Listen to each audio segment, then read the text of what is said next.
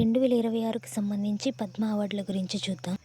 పద్మ అవార్డులకి సంబంధించి ఎంపికైన విజేతల వివరాలను రిపబ్లిక్ డే సందర్భంగా అనౌన్స్ చేయడం జరుగుతుంది. ఈ పద్మ అవార్డ్స్ ఇంపార్టెన్స్ ఏంటంటే భారత ప్రభుత్వం రెగ్యులర్గా ప్రదానం చేసే అత్యున్నత పౌర పురస్కారం. ఈ వీడియో పూర్తిగా చూసిన తర్వాత పద్మశ్రీ, పద్మభూషణ్, పద్మవిభూషణ్ 3 అవార్డులు పొందిన వ్యక్తి ఒకళ్ళున్నారు. వాళ్ళ పేరు ఏంటో కామెంట్ చేయండి.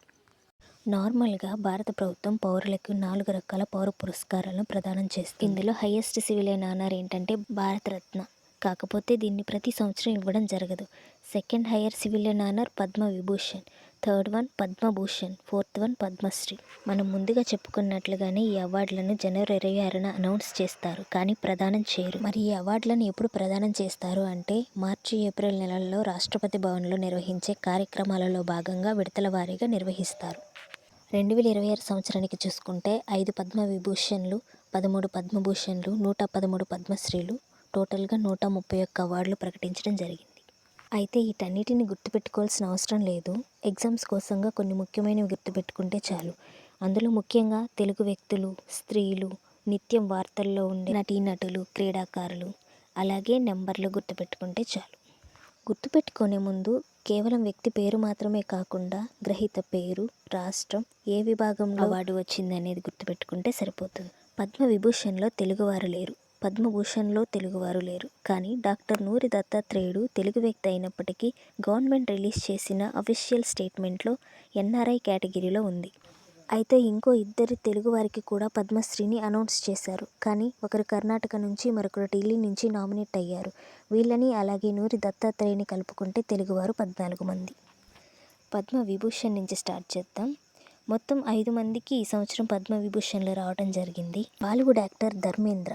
ఈయన లోక్సభ ఎంపీగా వర్క్ చేశారు. ఈయన రీసెంట్గా మరణించారు. ఈయనకి కళలు అనే విభాగంలో అవార్డు ఇచ్చారు. ఈయన నేటివ్ ప్లేస్ పంజాబ్, కానీ అవార్డు మాత్రం మహారాష్ట్ర నుంచి ఇచ్చారు. 2012లో పద్మభూషణ్ అవార్డుతో సత్కరించడం జరిగింది. Next KT Thomas. ఈయన కేరళకి చెందిన వ్యక్తి. ఈయన సుప్రీంకోర్టు మాజీ న్యాయమూర్తి. అలాగే సుప్రీంకోర్టులో వర్క్ చేయడానికి ముందు కేరళ హైకోర్టులో జడ్జిగా కూడా పనిచేశారు. ఈయనకి కూడా 2007లో పద్మభూషణ్ అవార్డు ఇచ్చారు. నెక్స్ట్ ప్రముఖ వయలిన్ విద్వాంసురాలు డాక్టర్ ఎన్ రాజన్. ఈవిడ తమిళనాడు రాష్ట్రానికి చెందిన వ్యక్తి, కానీ ఈ పద్మ అవార్డుని ఉత్తరప్రదేశ్ రాష్ట్రం నుంచి ప్రకటించారు. 1984లో పద్మశ్రీ ఇచ్చారు. 2004లో పద్మభూషణ్ కూడా ఇచ్చారు. నెక్స్ట్ పర్సన్ కేరళకి చెందిన writer and journalist P Narayanan. Rashtriya స్వయం సేవక్ సంఘ కార్యకలాపాలు కేరళ ప్రజల్లోకి విస్తృతంగా తీసుకెళ్లినందుకు గాను సాహిత్యం అండ్ విద్యా కేటగిరీలో అవార్డును ప్రకటించడం జరిగింది. ఈయన స్థాపించిన పత్రిక పేరు జన్మభూమి. నెక్స్ట్ పర్సన్ కేరళ మాజీ సీఎం విఎస్ అచ్యుతానందన్. ఈయన 101 వయసులో రీసెంట్గా మరణించడం జరిగింది. అయితే ఈ పద్మవిభూషణ్లు కేరళ రాష్ట్రానికి చెందిన వ్యక్తులు 3 సెలెక్ట్ అవ్వడం జరిగింది. నెక్స్ట్ పద్మభూషణ్ అవార్డుల గురించి చూద్దాం. పద్మభూషణ్ అవార్డులలో మోస్ట్ ఇంపార్టెంట్ పర్సన్ ఎవరు అంటే ప్రముఖ క్యాన్సర్ స్పెషలిస్ట్ నూరి దత్తాత్రేయ.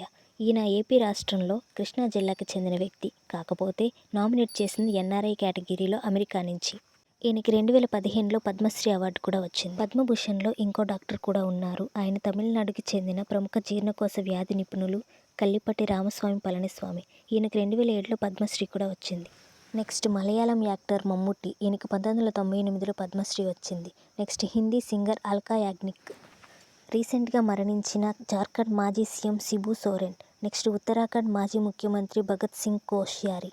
నెక్స్ట్ తమిళనాడుకి చెందిన సామాజిక కార్యకర్త ఎస్కే మైలానందన్. ఈయనకి 2013లో పద్మశ్రీ వచ్చింది. నెక్స్ట్ పర్సన్ కర్ణాటకకి చెందిన రచయిత ఆర్ గణేష్. ఈయన కన్నడ, సంస్కృతం, తెలుగు, ప్రాకృత భాషల్లో ఇప్పటి వరకు 1300 అవధానాలకు పైగా చేశారు. అందుకే ఈయన్ని శతావధాన గణేష్ అని కూడా పిలుస్తారు. నెక్స్ట్ ఇటీవల మరణించిన ఢిల్లీకి చెందిన బీజేపీ లీడర్ విజయ్ కుమార్ మల్హోత్రా.